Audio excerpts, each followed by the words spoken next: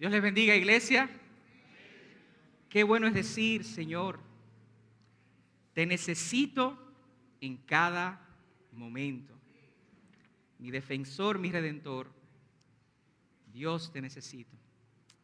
Amén. Esta mañana tengo el privilegio de predicar la palabra de Dios una vez más. Y quiero iniciar con una pregunta que nuestro pastor también utilizó de introducción hace varias semanas en una de sus predicaciones, donde nos hizo la pregunta si podemos pensar en algún momento en nuestras vidas que hemos considerado importante, relevante, ese momento como que cuando usted mira atrás, usted dice, las cosas cambiaron. Ya usted sabe que desde que ese momento ocurrió, su vida no iba a ser igual. Y muchos de nosotros, en lo primero que pensamos fue en los hijos. Cuando nace ese hijo, mis amados, aquellos que somos padres sabemos que cuando usted tiene esa criatura en sus brazos, ya no escatimamos esfuerzo, no escatimamos recursos, nuestro amor aumenta. Usted dice en verdad, las cosas van a ser diferentes. Y así hay otros momentos, como el matrimonio, por ejemplo, ya cuando en ese altar se dice que sí, ya dos tienen que aprender a vivir la vida como uno solo.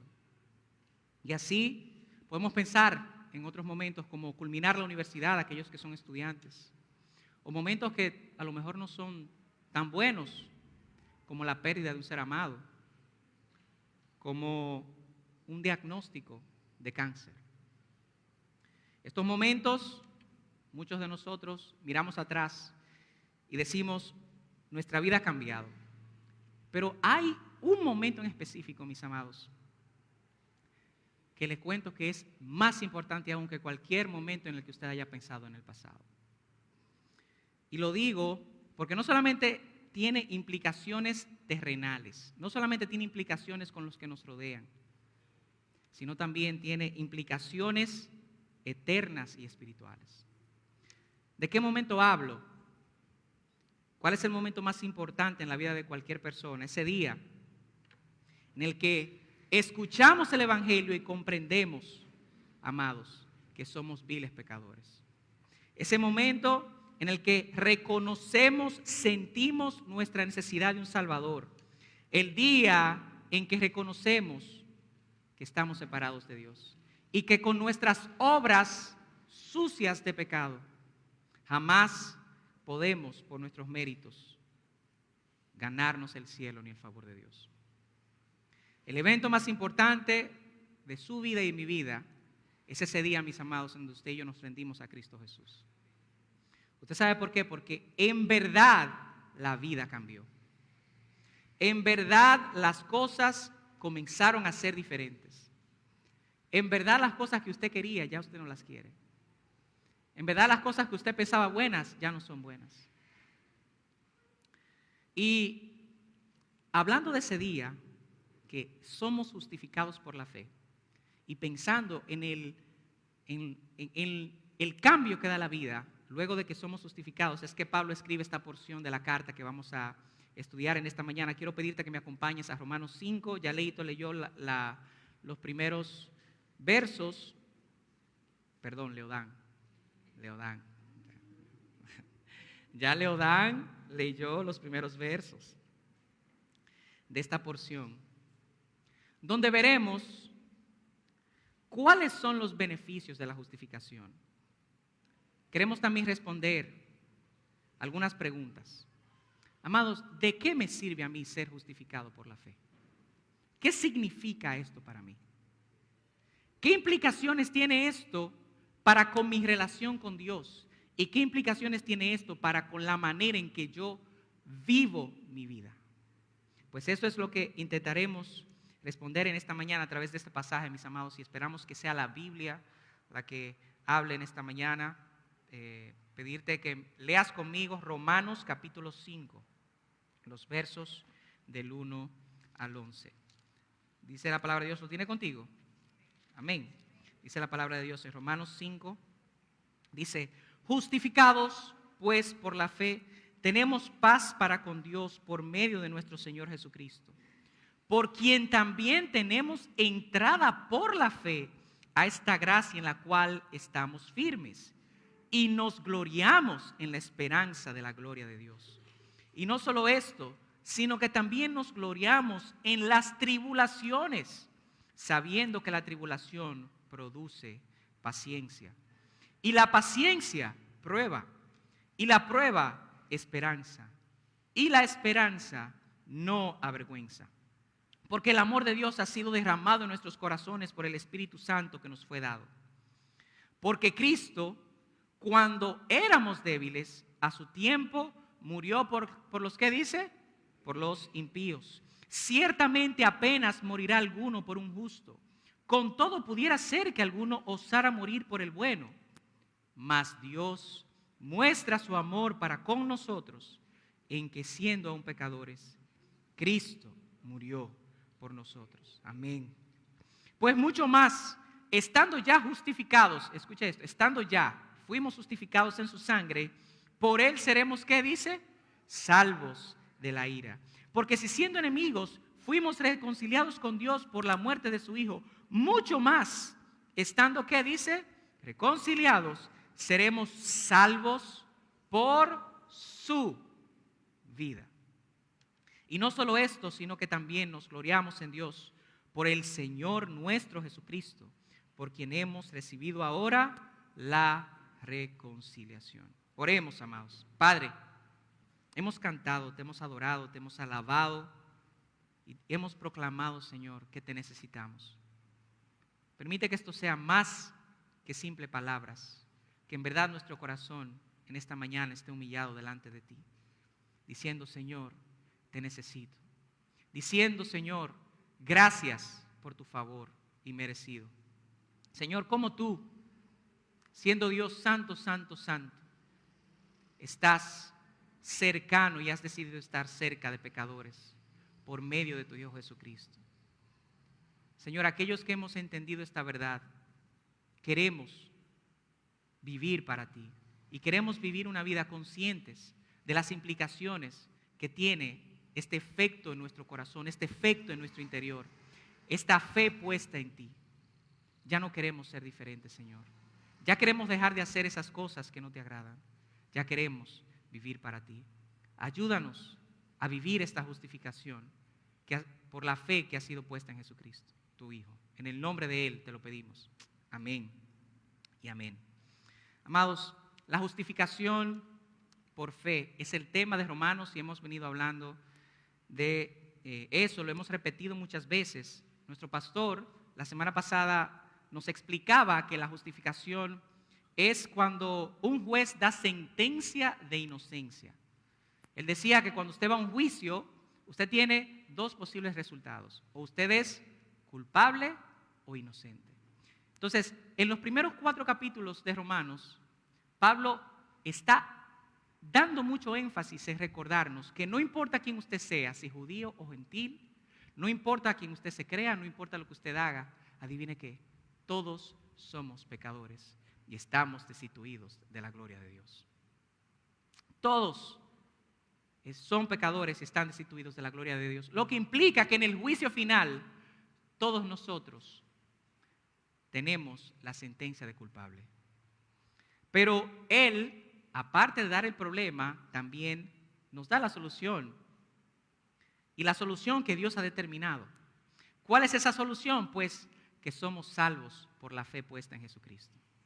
No por nuestras obras, mis amados. Somos pecadores y nuestras obras no alcanzarán el estándar de Dios. Por eso, cuando ponemos nuestra fe en Jesucristo, cuando creemos en Él, que sí es santo, que murió en esa cruz por nuestros pecados y resucitó al tercer día, dándonos a nosotros la oportunidad de resucitar, Dios nos declara buenos y justos delante de Él. No por nada de lo que nosotros hemos hecho, sino por lo que hizo Cristo en la cruz. Eso es ser justificados por la fe. Amén. Entonces, ¿qué implicaciones tiene esto para nuestras vidas, mis amados? Este pasaje, pues, nos da una lista de implicaciones, de beneficios de aquellos que han sido justificados por la fe. Y el primero lo tenemos en los versos 1 y la primera parte del verso 2. Así como hemos leído ya, justificados pues por la fe, tenemos, ¿qué dice? Paz para con Dios por medio de nuestro Señor Jesucristo, por quien también tenemos que dice entrada por la fe a esta gracia en la cual estamos firmes. El primer beneficio de la justificación, mis amados, es que tenemos paz para con Dios y entrada a su gracia. Paz para con Dios y entrada a su gracia. Yo quiero que analicemos esto porque cuando hablamos de paz con Dios no es lo mismo que paz de Dios, es diferente. Porque la paz de Dios es esa paz que el creyente tiene cuando está en dificultades. Es esa paz que leemos en Filipenses que dice, y la paz de Dios que sobrepasa todo entendimiento guardará vuestros corazones y vuestros pensamientos en Cristo Jesús. Ese sentimiento de seguridad en medio de la tribulación. Eso es paz de Dios. Pero no estamos hablando de esa paz, amados, sino de la paz con Dios, que es diferente. ¿Y qué significa? Como hemos ya dicho, el ser humano, por su condición de pecado, está separado de Dios. Está distanciado de Dios, está alejado de Dios. El hombre sin Cristo vive en guerra con Dios. ¿Usted sabe por qué? Porque desea vivir para sí mismo, desea vivir para sus placeres. No quiere tener un Dios que le diga qué hacer. El mundo no quiere a Dios, mis amados. No quieren acercarse a Dios porque creen, saben que los que les gusta van a tener que dejarlo de hacer. El hombre está dedicado y dedica su vida a vivir para sí, desconociendo el propósito por el cual fue creado. Dios creó al hombre, Dios nos creó a ti y a mí, amados, para que le demos gloria y honra a Él, para que vivamos para Él. El hombre está alejado de Dios. Pero cuando yo pongo mi confianza y mi fe en Cristo Jesús, mis amados, y cuando pongo mi confianza y mi fe en ese sacrificio, le dejo saber que Dios nos perdona, que Dios nos separa, nos quita lo que nos separaba de Él. Dios en Cristo me limpia de mi pecado, me permite cumplir mi propósito para el cual fui creado. A través de Cristo Jesús tú y yo tenemos unidad con Dios, que es lo que significa también esta palabra paz. Estamos cerca de Dios. Y yo quiero que tú sepas esto bien claro. Te lo digo porque a veces se nos olvida que por medio de Cristo Jesús tú y yo estamos en paz con Dios. Y en nuestro día a día muchas veces le fallamos a Dios. En nuestro día a día le deshonramos constantemente. Caemos en ese pecado que nos tiene esclavizados. Muchas veces nos sentimos tan avergonzados de nuestros pecados y faltas, de las veces que hemos fallado, que ni siquiera queremos clamar a Dios. Nos da vergüenza estar frente a Dios. Pero yo te recuerdo, mi amado, que por medio de Cristo Jesús, tú estás en paz con Dios. Y no hay pecado, no hay falta que te pueda separar de Él. Ni tribulación, ni angustia, ni peligro de hambre, ni desnudez, ni lo alto, ni lo profundo, ni lo porvenir, nada nos puede separar del amor de Dios que es en Cristo Jesús. ¿Usted sabe por qué? Porque cuando ponemos nuestra fe en Cristo, Dios derriba esa pared que nos separa y hace un puente directo que es Cristo a Él, y tenemos acceso a Él, tenemos paz para con Él. Él se convierte en nuestro Padre y nosotros nos convertimos en sus hijos. Dios no nos paga lo que merecemos por medio de Cristo Jesús. El Salmo 103, los versos 8 y 12 me llaman mucho la atención. Dice el Salmo 103, verso 8, dice: misericordioso y clemente es Jehová. Dice, lento para la ira y grande misericordia. No contendrá para siempre, ni para siempre guardará el enojo. No ha hecho con nosotros conforme a nuestras iniquidades, dice, ni nos ha pagado conforme a nuestros pecados. Porque como la altura del cielo sobre la tierra, engrandeció su misericordia sobre los que le temen. Cuanto está lejos el oriente del occidente, hizo alejar de nosotros nuestras rebeliones. En Cristo Jesús nuestras culpas son eliminadas, amados. Y tenemos paz con Dios. Tenemos paz con Dios. Y entrada a esa gracia. Tenemos entrada a la gracia de Dios. Gracias a Jesús tenemos acceso a esa gracia, a ese regalo de la salvación. Esta parte, cuando dice entrada, es lo mismo que cuando, lo que tiene Pablo en mente es cuando usted va a visitar a un rey. Y en el rey, cuando usted va a visitar al rey, usted tiene que pedir audiencia, usted no puede aparecerse ahí cuando usted quiera. Usted tiene que pedir permiso para ver al rey. O era así en los tiempos de Pablo. Pues le cuento, mis amados, que por Cristo Jesús usted no necesita permiso. Usted no necesita intermediario. Usted puede ir y tener acceso directo a esa gracia, a esa salvación que es en Cristo Jesús. Y esa gracia, porque la salvación es por gracia, como regalo. Como dice Efesios 2, 8 y 9, dice porque por gracia sois salvos por medio de la fe, y esto no de vosotros, pues es don de Dios, no por obras, para que nadie se gloríe. Yo decía ayer en el módulo de membresía, a los que participamos del módulo, le decía ayer, cuando lleguemos al cielo y se nos pregunte, ¿por qué estás aquí? Ninguno de nosotros va a decir, porque yo viví bien, porque yo me lo gané, porque yo tuve una vida buena. No, porque la Biblia dice que usted y yo somos pecadores, mis amados. Cuando estemos en el cielo y se nos pregunte por qué estamos aquí, la única respuesta correcta es porque Cristo murió en la cruz y pagó mis pecados. Es por gracia la salvación. Porque Cristo murió en la cruz. Y es por eso que dice que en esta gracia, dice el verso 2, por quien también tenemos entrada a la fe, por la fe a esta gracia en la cual estamos firmes y nos gloriamos en la esperanza de la gloria de Dios. Estamos firmes. Quiero hacer énfasis ahí antes de continuar. Estamos firmes en esta gracia. Muchos hoy creen que nuestras acciones nos pueden separar de Dios, que nuestro vivir nos puede quitar el regalo de salvación, que podemos perder la vida eterna. Pero Pablo intenta aclarar, mis amados, que ya estamos en la gracia y en ella estamos firmes, dice. Estamos firmes. Ese es un pasaje hermoso para sustentar la verdad de que la salvación no se pierde. ¿Por qué? Porque esta palabra firme significa estar confirmados, establecidos, estamos parados, inmovibles, y nada nos puede sacar de ahí, ni siquiera nosotros mismos. Ese es el amor de Dios. El pastor John MacArthur dice en su comentario de esta frase, dice, esto se refiere a la posición permanente y segura de la que gozan los creyentes en la gracia de Dios. Y esto es bueno saberlo. ¿Usted sabe por qué, mis amados?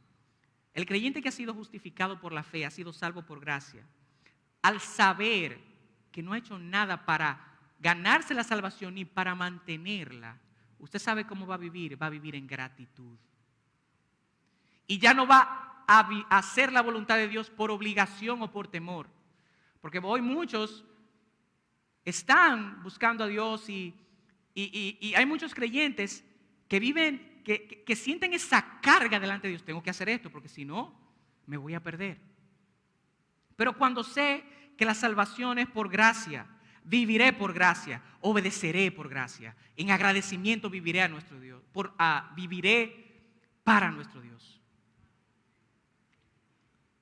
Leo un libro, se llama El Catecismo de la Nueva Ciudad, un libro hermoso, sirve para hacer devocionales.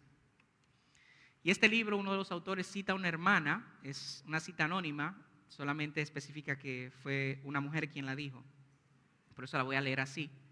Pero este libro dice lo siguiente, que esta hermana dice, pensando en este tema, dice, si yo pensara que soy salva por algo que hice, y hice alguna contribución de mi salvación, entonces no podrá nada Dios exigirme, porque ya yo he hecho todo. Más aún, si entiendo que soy salva por la gracia y solo por la gracia, entonces no existirá nada que Dios no pueda pedirme. Cuando entiendo que soy salvo por la gracia, viviremos en agradecimiento y nos entregaremos a Dios. Nos entregaremos a Dios. El primer beneficio de la justificación es que tenemos paz para con Dios y acceso a su gracia. El segundo, mis amados, que veremos en esta mañana, el segundo beneficio de la justificación es que podemos, dice, gloriarnos. Podemos gloriarnos. Nos está presentando, bueno, ahí está. Podemos gloriarnos. Podemos gloriarnos. Eso significa regocijarnos. Y usted pensará, aquellos que nos siguen en el libro de Romanos, escuchamos en el capítulo 3, verso 27. Vaya conmigo ahí, por favor, al capítulo 3, un poquito más hacia atrás. El verso 27, donde Pablo había dicho algo interesante. Pablo había dicho en el capítulo 3, verso 27, ¿dónde está pues la jactancia? Queda excluida. ¿Por cuál ley? ¿Por la de las obras? No, sino por la ley de la fe. Entonces, en el capítulo 3, Pablo había dicho que no puedo jactarme, pero aquí él está diciendo que puedo jactarme. ¿No es esto contradictorio? Dice el verso 2, dice, y nos gloriamos en la esperanza de la gloria de Dios, y no solo esto, sino también nos gloriamos en las tribulaciones. Usted pensará, ¿no es esto contradictorio? Pues le cuento que no, porque la gloria, el gloriarme del capítulo 3 que dice Pablo, es cuando yo digo, me glorío en mí mismo porque yo lo hice. No puedo gloriarme en mí y en lo que yo pueda hacer, sino más bien, como dice el verso 2, dice, y nos gloriamos en la esperanza de la gloria de Dios. Mi gloria, el gloriarme no es en mí, sino en Dios. Y eso es muy diferente. Lo voy a explicar de esta manera. Yo recuerdo el día en que me gradué de la universidad. Usted sabe que cuando llaman a su nombre, uno se para ahí muy, muy campante, ¿verdad? A recibir su diploma. Uno viene por este lado, recibe su diploma, la mano, y después baja por este lado. Recuerdo que ahí estaba mi madre queriendo tirarme la foto. Uno como padre está orgulloso. Pero ella recuerdo sus palabras, me dijo, estoy orgullosa de ti. Ese orgullo que mi madre presentaba al momento de verme en la graduación, no era un orgullo por algo que ella había hecho, ella estaba gloriada por lo que yo había, por el logro que había hecho. Ella estaba gloriada en mí, no en ella. Y ese es el mismo tipo de gloria que el creyente puede tener. El creyente no tiene gloria en sí mismo, el creyente tiene gloria en Dios. Y puede glorificarse en Dios, porque es Él el que lo ha hecho todo. Y nosotros no hemos hecho nada más que poner nuestros pecados en esa cruz. Nos gloriamos en Dios y en lo que ha hecho. En dos cosas puedo gloriarme. Puedo regocijarme en alcanzar la esperanza de la gloria de Dios. Tenemos en qué regocijarnos, tenemos en qué gloriarnos, en la esperanza de la gloria de Dios. Tenemos esa certeza, mis amados, y esperamos un día que estaremos frente a la gloria de Dios. Eso es lo que quiere decir. Y cuando yo pienso en la gloria de Dios, aquellos que estamos leyendo la Biblia, estamos en un plan de lectura, ¿verdad? La Biblia en un año, hay un buen grupo animado leyendo la Biblia. Si usted también ha leído Éxodo, puede recordar conmigo. En el momento en el que Moisés va al monte Sinaí, Dios le va a dar la ley a Moisés. En el monte Sinaí dice que Moisés subió al monte, ¿verdad? Entonces, Moisés presenció la gloria de Dios. Y dice Éxodo 20, dice que cuando cuando estaban ahí, cuando Moisés estaba ahí, del monte salían truenos y relámpagos y un sonido de bocina muy fuerte. Y todo el monte humeaba y todo el monte se estremecía en gran manera. Esa es la gloria de Dios, mis amados. Y dice el capítulo 24 de Éxodo, el versículo 15 y 17, dice que cuando Moisés subió al monte, dice, una nube cubrió el monte y la gloria de Jehová reposó sobre el monte de Sinaí, y la nube lo cubrió por 6 días, y el séptimo llamó a Moisés de medio de la nube. Y la apariencia de la gloria de Dios, de Jehová, era como un fuego abrasador en la cumbre del monte a los ojos de los hijos de Israel. La gloria de Dios es poderosa. Y me llama la atención que solamente Moisés podía entrar a la gloria de Dios. Tanto así que tuvieron que poner linderos a la falda del monte para que los israelitas no pudieran pasar, porque si pasaban, hasta ahí quedaba, mis amados. Pero ¿qué está diciendo Pablo? Que podemos gloriarnos en la esperanza de la gloria de Dios. En esta carta, él intenta enfatizarnos, amados, de que por medio de la fe, aquellos que hemos sido justificados, todos los creyentes en Cristo, tenemos la esperanza de un día estar frente a Él y frente a su gloria. Tenemos la esperanza de estar frente a nuestro Dios. Y usted sabe que por medio de Jesucristo, usted y yo vamos a sentir la tierra temblar bajo nuestros pies. Con nuestros ojos vamos a ver los relámpagos salir de la presencia de Dios. Con nuestros oídos vamos a escuchar la fuerte bocina de la presencia de Dios. Descansamos en la esperanza de que un día estaremos frente a su presencia por la eternidad. Eso es gloriarme en la esperanza de la gloria de Dios. Y no solamente eso puedo hacer más. Dice, nos regocijamos en las tribulaciones. Nos regocijamos en las tribulaciones. Otro motivo por qué gloriarnos. La justificación por la fe le permite al creyente gozarse en las tribulaciones. Y esto es bueno aclarar, porque usted podrá pensar, significa que yo debo estar feliz en el problema. Significa que yo debo estar riéndome porque me está llevando quien me trajo. Pues aclaro que lo que Pablo intenta decir no es que podemos gloriarnos por las tribulaciones ni debido a las tribulaciones, sino que podemos gloriarnos en las tribulaciones. En medio de la prueba tú y yo podemos encontrar gozo. No por la prueba, sino en medio de la prueba. ¿Y por qué? Porque por el resultado del gozo. Por el resultado, de la tribulación. ¿Qué causa la tribulación en la vida del creyente? Y esto es necesario que lo sepamos, mis amados, porque todos, si no estamos pasando por un problema ahora, eventualmente usted y yo vamos a pasar por una tribulación. Eso es seguro. Cristo dijo, en el mundo tendréis aflicción. Eso no es cuestión de si pasa, eso es cuestión de cuándo pase. Y si usted está pasando ahora también en medio de una tribulación, yo quiero que usted sepa que la palabra aquí nos dice que usted y yo podemos gozarnos y gloriarnos en esa prueba. ¿Por qué? Por el resultado que trae.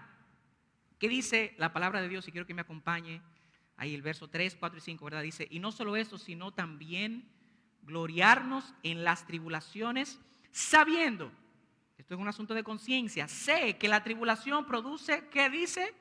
Paciencia. Y la paciencia, prueba. Y la prueba, esperanza. Y la esperanza, no avergüenza. La tribulación produce paciencia. ¿Cómo es que usted va a adquirir? Usted es una persona impaciente. Usted dice, Dios, dame paciencia. Esa es una frase muy común. Usted, déjeme decirle que lo que usted le está pidiendo a Dios es prueba. Porque es la única forma. El que quiere levantar, el que va al gimnasio y quiere levantar 100 libras, tiene que pesar por 20. Y tiene que darle a la 20.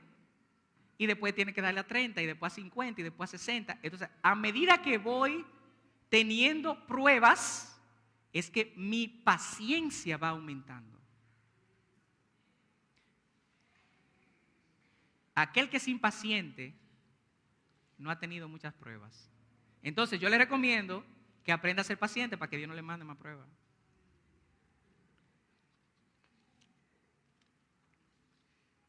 La tribulación produce paciencia. Pero eso no se queda ahí, sino que la paciencia produce prueba. Y usted dirá, prueba. Esta palabra en realidad significa carácter aprobado. Carácter aprobado.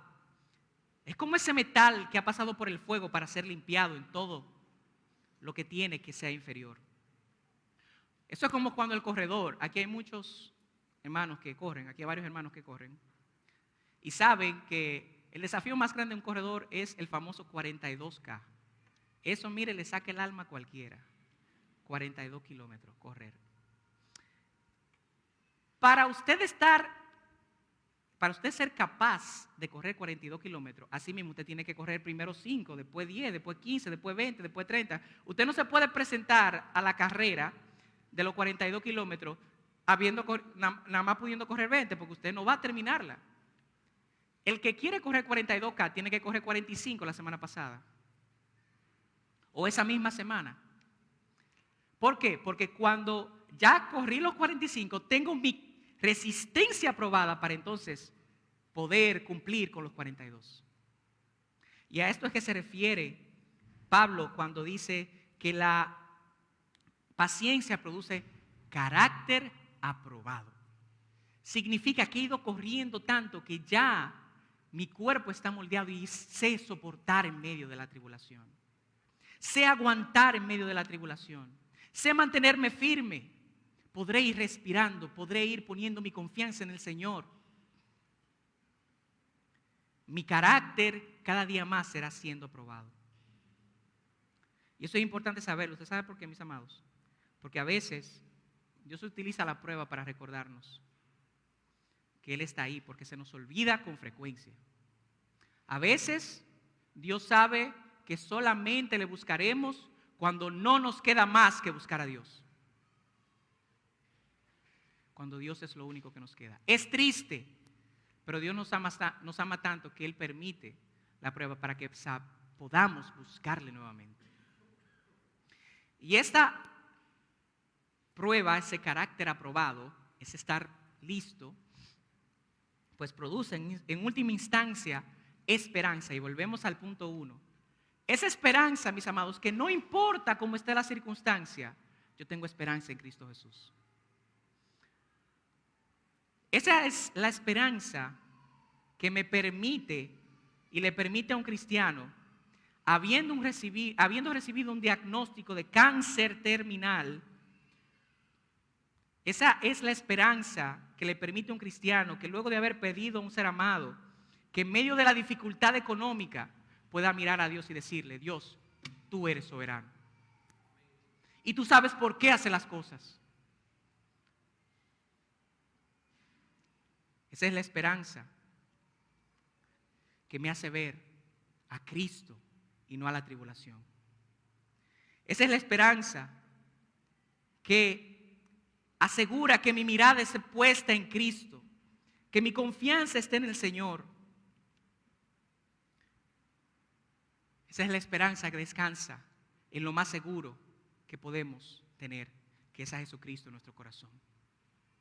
Mira, mis amados, el creyente no debe descansar ni en la política, ni en un presidente, ni en Luis, ni en Abel, ni en Leonel. El creyente no debe descansar, no debe poner su confianza en sus bienes, ni en el dinero que tiene.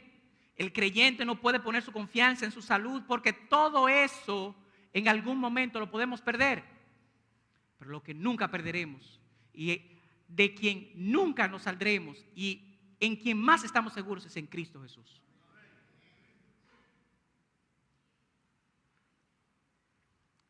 Nuestra esperanza descansa en Dios y en Cristo, porque ahí estamos seguros.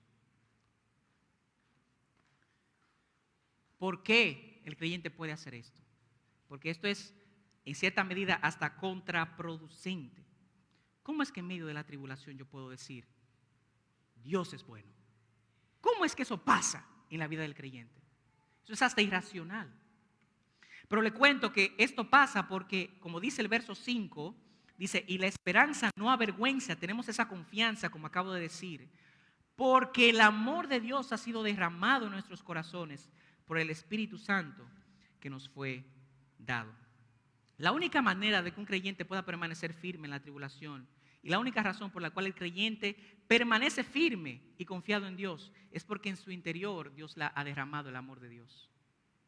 Es porque tenemos dentro el amor de Dios. Y es porque con el amor de Dios decimos, sin importar la circunstancia, sin importar lo que esté pasando, sabiendo que me duele, sabiendo que la circunstancia es difícil, sabiendo que estoy pasando por un proceso difícil, pero en medio del proceso proclamo: Dios me ama y yo amo a Dios. Dios me ama porque sé que aunque estoy mal, aunque pienso que estoy mal, aunque pienso que las cosas están difíciles, sé que estoy mucho mejor con Dios que si estuviera sin Dios. Estoy mucho mejor con Dios que lo que estuviera sin Dios.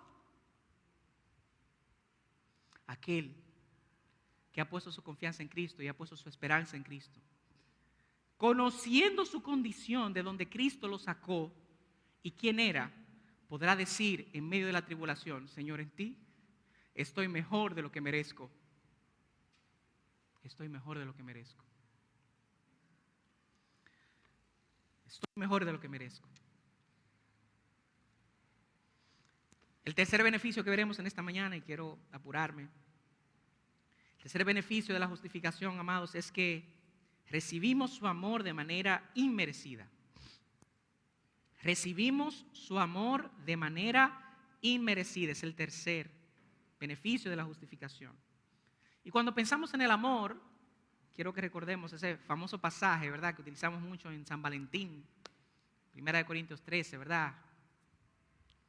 Pero este pasaje, a pesar de que es muy repetido, muy conocido, tiene poderosas verdades. Dice: el amor es sufrido, dice el pasaje. El amor es sufrido, el amor es benigno, no busca lo suyo, no guarda rencor, no tiene envidia, no es jactancioso, no se envanece, no hace nada indebido, no busca lo suyo, no se irrita, no guarda rencor. Vuelvo a leer: no se goza de la injusticia, mas se goza de la verdad. Todo lo sufre, todo lo cree, todo lo espera, todo lo soporta. Eso es amor. Y todas estas cualidades del amor, mis amados, fueron demostradas por Cristo Jesús en esa cruz. Todas ellas. Todas ellas. Y hay dos cosas que no dejan de sorprenderme cuando pensamos en el amor. Primero, eso: ¿cómo puede Dios amar tanto al hombre? Un hombre que es en esencia maldad. La Biblia describe la realidad del hombre sin Cristo. Dice que está, que manifiesta las obras de su carne. Dice que es un adulterio, que vive en adulterio, fornicación, inmundicia, lascivia, idolatría, hechicerías, enemistades, pleitos, celos, iras, contiendas, disensiones, herejías, envidias, homicidios, borracheras, orgías. El hombre vive para estas cosas, siempre ha vivido para estas cosas. Usted ve la historia de la humanidad, mis amados, y lo único que usted ha visto es sangre derramada, odio continuo. Lo único que usted ha visto es la maldad desplegada a lo largo de la humanidad. Y cada día, usted ve la noticia, usted ya estamos, mis amados, cada día los hechos atroces que vemos en las noticias son cada vez peores. Usted dice: pero Dios mío, Señor, ven. Ven, Señor, porque la maldad va en aumento. Pero el amor de Dios nos recuerda que Él envió a su Hijo para que todo aquel que en Él crea no se pierda, mas tenga vida eterna. Él envió a su Hijo a este mundo que lo aborrece, que es su enemigo. Él envió a su Hijo a los hombres que le rechazaban. Él envió a su Hijo por amor. Y esto es necesario analizarlo. Lo envió, dice el verso 6, porque Cristo, cuando aún éramos débiles, hablando de nuestra condición, a su tiempo murió por los impíos. Dice a su tiempo, y esto es bueno resaltarlo, porque cuando Cristo vino, luego de 400 años de silencio, cuando Cristo vino en el momento indicado. ¿Usted sabe por qué? Porque el imperio romano era el imperio que estaba gobernando en ese tiempo y había establecido rutas de comercio para toda Asia. Cristo vino en el momento indicado, murió en el momento indicado, porque era el momento en el cual el evangelio y las buenas noticias tenían las puertas abiertas para ser proclamado. Esas buenas noticias están expuestas, mis amados, en esta porción y en este pasaje. Los versos 7 y 8 dice: ciertamente apenas morirá alguno por un justo. Con todo pudiera ser que alguno osara morir por el bueno. Miren que Pablo resalta que no pasa con frecuencia, pero podemos ver como digno cuando alguien muere por otra persona que ama. Yo estoy seguro que muchos aquí estamos dispuestos a morir por nuestros hijos, a morir por nuestras esposas, por nuestros esposos. Muchos aquí, hay muchas personas que pelean por su nación. Voy a morir por mi país. Y esto es digno, y esto se ve con frecuencia. Pero es fácil morir por quien amamos. Es hasta esperado de nosotros. Dice un filósofo cristiano en las redes que sigo, dice que es fácil amar a aquellos que nos aman. Es fácil querer a aquellos con quienes me identifico. Es fácil pasar tiempo y compartir y entregarme por aquellos que tienen tanto en común conmigo. Pero al contrario, mis amados, es imposible, prácticamente imposible, amar a aquel que me desprecia, amar a aquel que me odia, amar a aquel que desea mi mal, amar a aquel que quiere verme muerto. ¿Usted estaría dispuesto a morir por su enemigo? Por aquel que quiere y le desea a usted mal, que cuando usted se muera estará riéndose con la muela de atrás. Pues le cuento que eso fue lo que hizo Cristo en la cruz. Cristo en la cruz murió por los impíos y por los pecadores. Eso hizo Cristo en la cruz. Y este pasaje de Romanos 5:8, mis amados, es un pasaje que usted y yo debemos de tener ahí, en nuestro pecho, en nuestra frente. Es fácil morir por quien amamos. Pero miren lo que dice Cristo, lo que dice Pablo de Cristo. Dice, mas Dios muestra su amor para con nosotros en que siendo aún pecadores, lo más vil, Cristo murió por nosotros. Esa es una poderosa verdad, mis amados. Cristo murió por nosotros.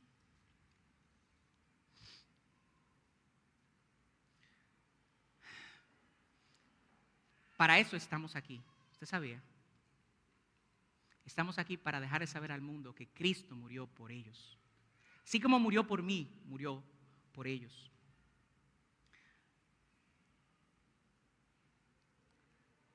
Una de las metas que tenemos como iglesia, uno de nuestros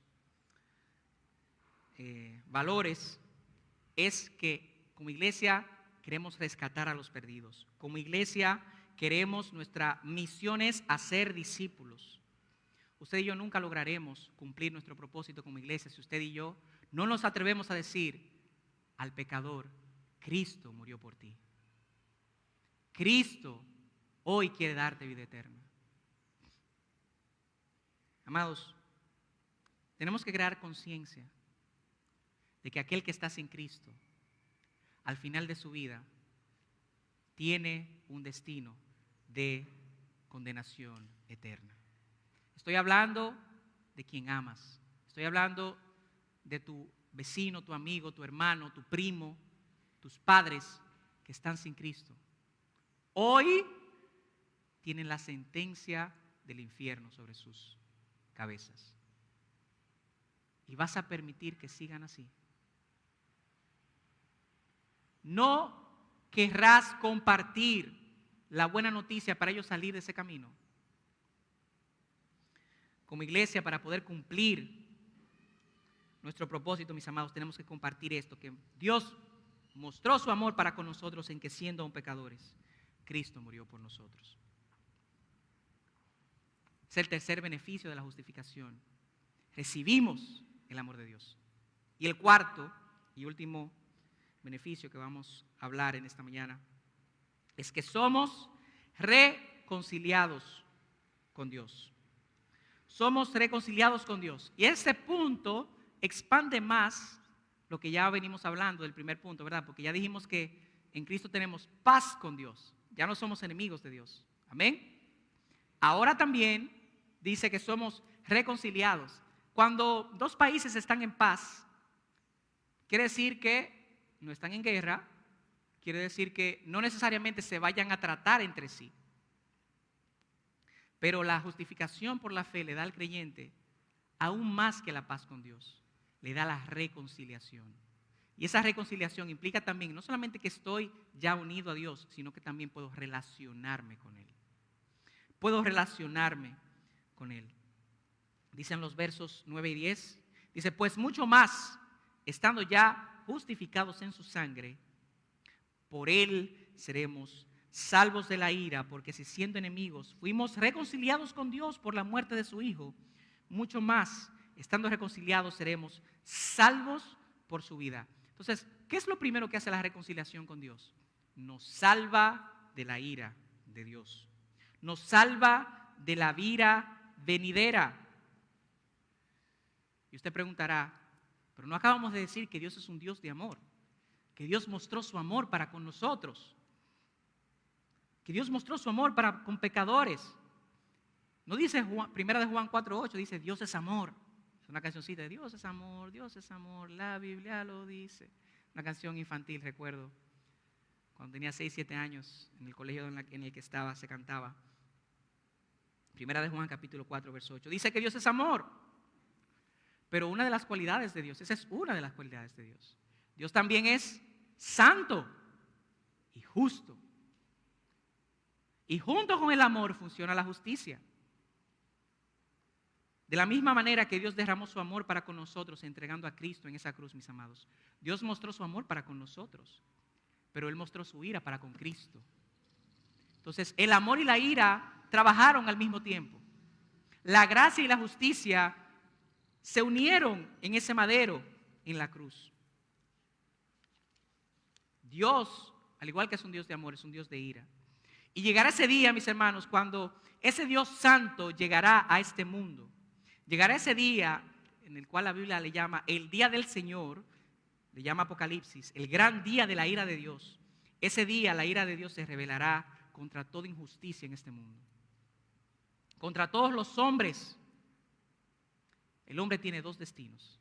El hombre tiene dos caminos, la ira o la gracia. El hombre tiene dos destinos, la presencia de Dios o el infierno. Por eso es que dice, estando ya justificados por la sangre de Cristo. ¿Qué implica eso? Que usted y yo, que hemos sido justificados por la fe, no tenemos lugar con la ira de Dios. Usted y yo hemos sido salvos y seremos salvos de la ira de Dios.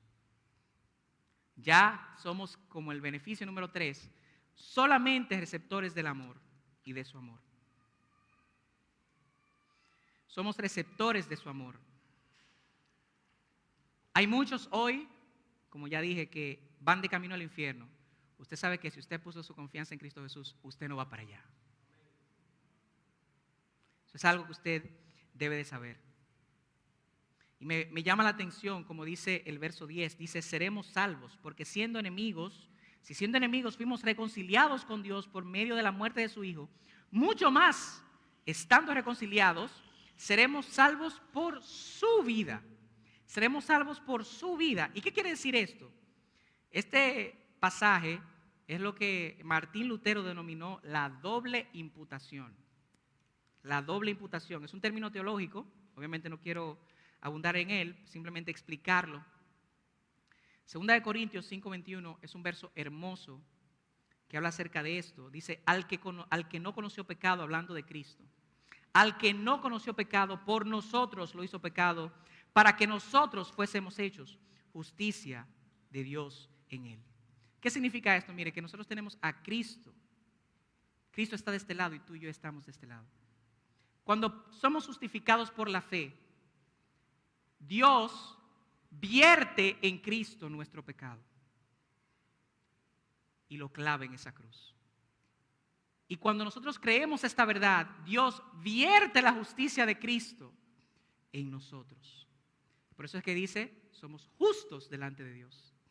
Y le debo saber que todos los que han sido justificados, ese Dios que es omnisciente. ¿Qué significa omnisciente? Que lo conoce todo. En Cristo Jesús, ese Dios omnisciente ha olvidado tu pecado. Y te ha vestido con la justicia de Jesús. Y cuando Él te ve a ti, no te ve a ti, Él ve a Cristo en ti.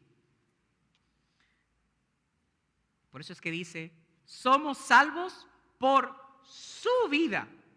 Porque ¿qué implica eso? Que Dios nos ve como si nosotros, viles pecadores, estuviéramos viviendo la vida de Cristo. Y como si hubiésemos vivido la vida de Cristo, perfecta, santa, al que no conoció pecado, dice. Y quiero decirte que ya tú y yo no somos extraños, ya tú y yo no somos enemigos, sino que en Cristo ya somos parte de su pueblo escogido. Tú y yo ya no somos hijos de desobediencia ni de ira. En Cristo Jesús ya somos hijos de Dios y somos coherederos con Cristo. Ya no somos esclavos del pecado. Hoy tú y yo somos santos y justos ante el Padre. Ya nos vivimos para nosotros, ya no somos autónomos ni independientes, sino que en Cristo podemos vivir para glorificar su santo y bendito nombre. Ya no recibimos su ira. Tú y yo recibiremos recompensas y coronas en Cristo Jesús. Tú y yo ya no estamos separados. Tú y yo estamos reconciliados con Dios. Ya Él es tu Padre, ya Él es mi Padre. Y nosotros somos sus hijos. Ese es un gran y poderoso beneficio de la justificación. Quiero terminar en esta mañana resaltando lo maravilloso de nuestro Dios. Porque déjame decirte que Dios no solamente te justifica. Dios no solamente te dice tú eres justo por medio de la fe, sino que también Dios te ha dado la paz para con Él.